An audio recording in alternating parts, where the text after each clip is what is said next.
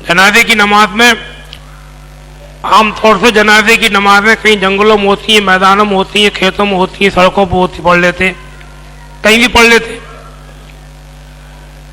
बाद जगह लोगों ने जनाजे की नमाज के लिए अलग से बना रखी है जगह, कब्रिस्तान के बराबर में बना लेते हैं।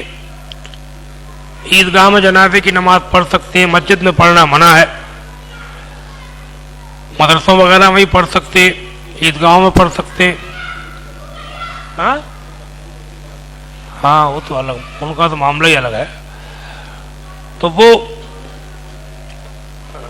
मस्जिदों में तो अपने हनफी मसलक में मना है,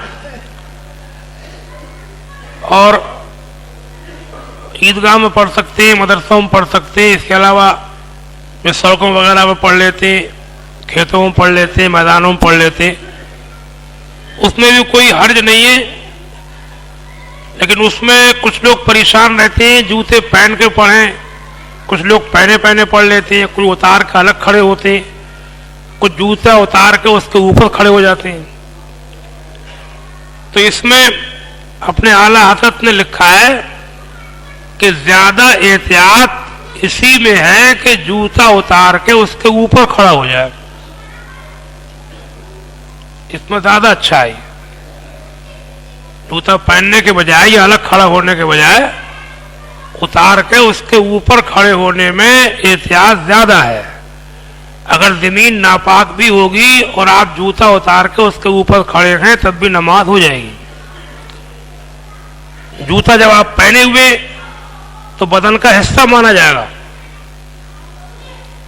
और जब उतार के उस पर खड़े हो गए तो बदन से अलग माना जाएगा। अब वो जमीन के और आपके पैर के बीच में आड़ बन गया। अगर जमीन नापाक भी होगी और जूता उतार के उसके ऊपर आप खड़े हो गए तो नमाज हो जाएगी। तो कुल मिलाकर के बात यह है कि उतार के उसके ऊपर खड़े होने में एहतियात ज्यादा है। अब ऐसे किसी भी जमीन को बगैर यकीन के नापाक नहीं कह सकते। असल में 3 सूरतें होती हैं। एक सूरत यह है किसी चीज के बारे में आपको यकीन से पता है कि वो पाक है, तब तो उसे पाक माना जाएगा, है ही पाक।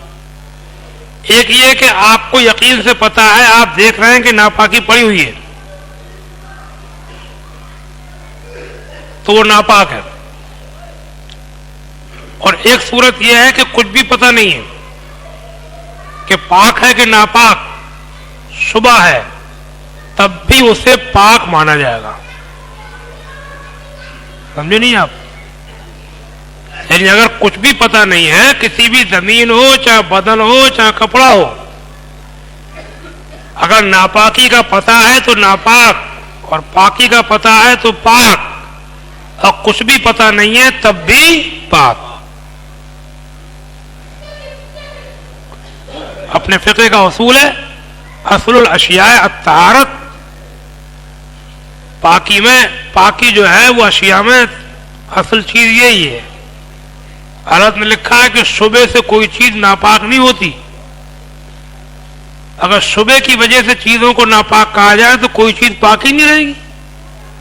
हम आप लोग ये कपड़े पहने हुए, कहीं पहले धोने वाले कपड़े धोते थे, उनको धुलवाए जाते थे, अब ड्राई क्लीनिंग वगैरह पर लोग धुलवाते हैं। क्या पता किसने धोए, कैसे उसके हाथ क्या डाला, उसमें कोई नापाक चीज थी, उसके हाथ नापाक। तो मतलब शुबा अगर किया जाए, पहले कपड़ों को लोग धोते थे, ये धोने वाले जहां तहां तालाबों में धोते थे, जहां तहां सुखाते थे, कैसी कैसी जगहों पर। तो शुबे से ऐसी हम लोग ये नए कपड़े भी पहने हुए, तब भी क्या पता ये किसने बुने, इनकी रंगाई होती है, किसने रंगे, रंग कैसा था, रंग में क्या पड़ा, उस रंगने वाले के हाथ कैसे थे। और उसके शुबे से कोई चीज अगर नापाक करार दी जाए तो कोई चीज पाकी नहीं रहेगी दुनिया में। गारा बना रहे हैं मकान का, आप जमीन पर फर्श लगा रहे हैं, क्या पता मिट्टी कैसी है, समझे नहीं। अगर उसके इस तरीके से शुबा जो है वो अगर किया जाए तो कोई चीज नापाक पाक नहीं रहेगी।